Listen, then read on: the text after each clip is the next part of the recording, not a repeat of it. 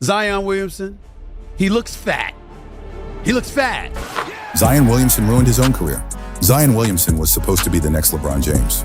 We are talking face of the league, and now, people laugh when they hear his name. No, seriously, national TV, grown men laughing at him. How do you fall off that hard? How do you go from the most hyped prospect in a generation to a walking meme? And here's the crazy part. This is not bad luck. This is self-destruction. If you think this is just another NBA story.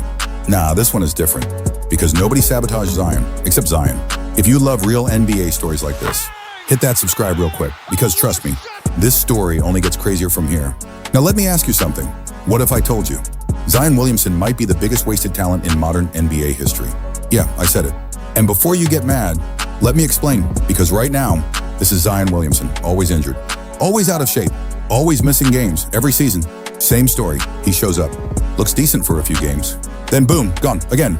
And the worst part, people are not even surprised anymore. They expect it. That is how bad it got. Think about that. You go from being the most exciting player in basketball to people not even caring if you play or not. That is insane, and it did not happen overnight. It was a slow collapse, a very frustrating collapse, because every time you thought he was back, he disappeared again. And the media, oh, they had a field day with this. Talking heads roasting him, fans making jokes, memes everywhere. You know it is bad when the conversation is not about your game anymore. It is about your weight. It is about your discipline. It is about your effort. And at that point, you are not just struggling, you are losing respect. But here's what makes this story even crazier. Because this same guy used to be unstoppable, like literally unstoppable. I am talking highlight after highlight, dunks that made no sense, athleticism that looked fake. And now, we are sitting here asking, what happened? What went wrong? Was it injuries? Was it bad luck? Or was it something deeper? Because when you really look at it, this was not just a fall. This was a collapse that everybody saw coming, and nobody could stop. Not his team, not the media, not even the fans. Because the truth is, Zion had everything. The hype, the talent, the opportunity, everything. And somehow, he still lost it all. Let that sink in. Because this is not just a basketball story. This is what happens when talent meets bad decisions and loses. And the scary part, we are not even at the worst part yet. Because the deeper you go into this story, the worse it gets. And trust me, by the end of this, you are going to look at Zion Williamson very differently. Because this is not a story about what he could not control. This is about what he refused to fix. And that right there changed everything. Now let's rewind this. Because to understand how bad this fall is, you have to see how high he started. Back in high school, Zion Williamson was not just a player. He was the internet. Every dunk, every game, millions of views. It was probably the dumbest press conference I ever heard in my life. All this stuff is because you could not scroll anywhere without seeing him. And I am not exaggerating. This dude was 6'6", over 250 pounds, moving like a guard, jumping like Vince Carter, bro. That does not make sense. That is not normal. That is not even fair. Defenders looked scared, not trying to stop him, just trying to survive.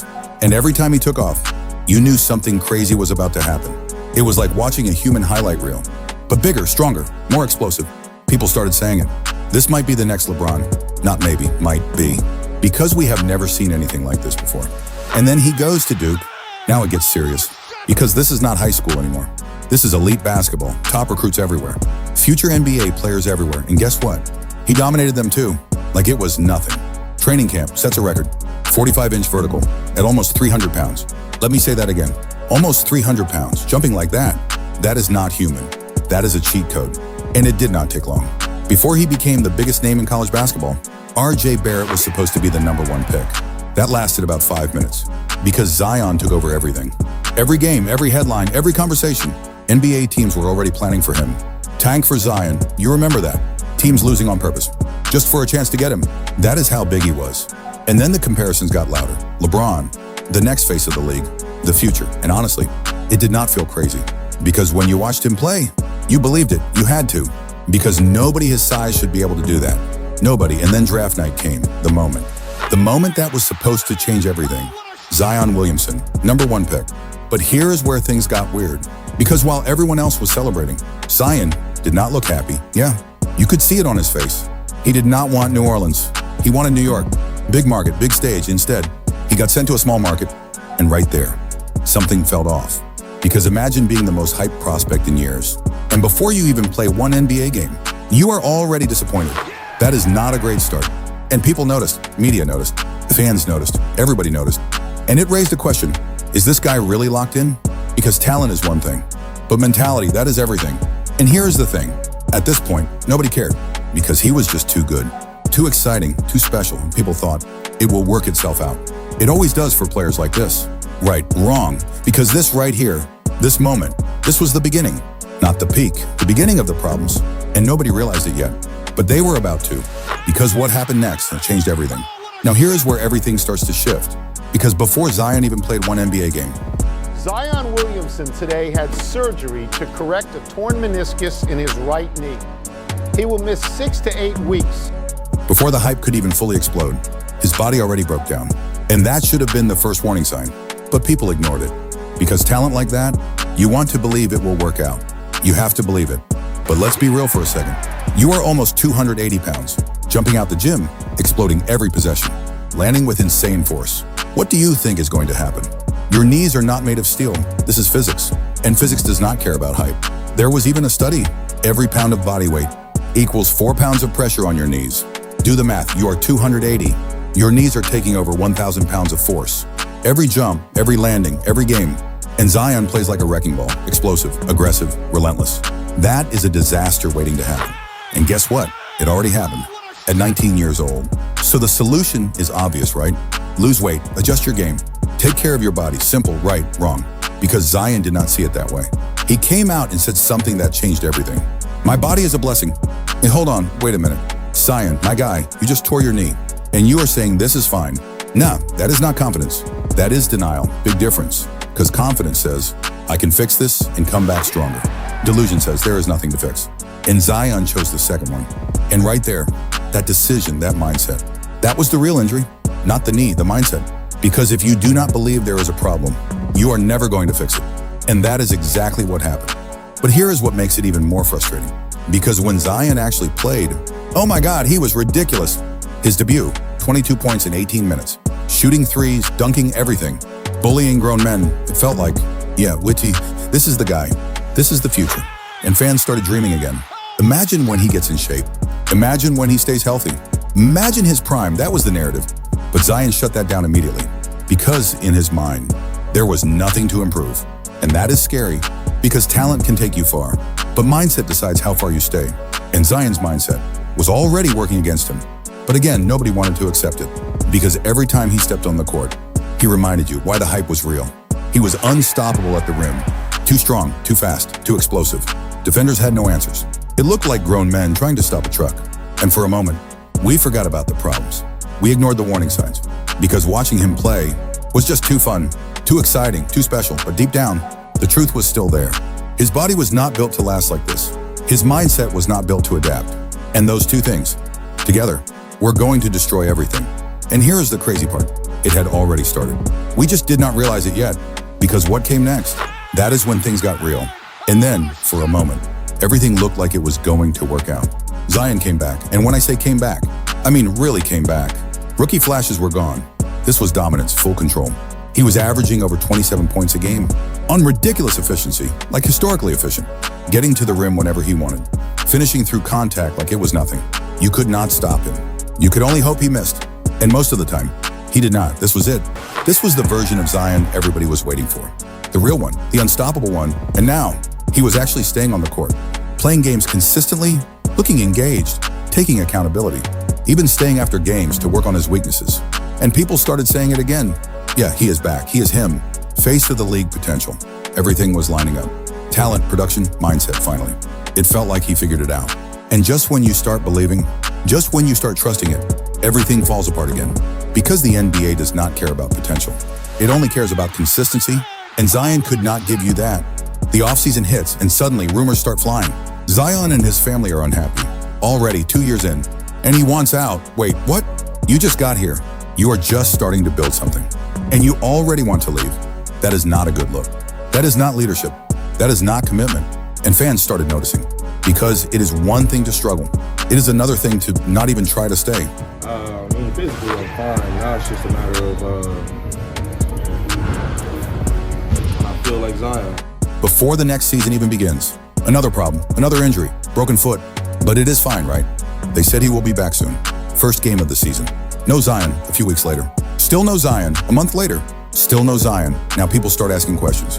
What is going on? And then the pictures start coming out and everything changes because Zion does not look the same. Not even close. He looks bigger, way bigger.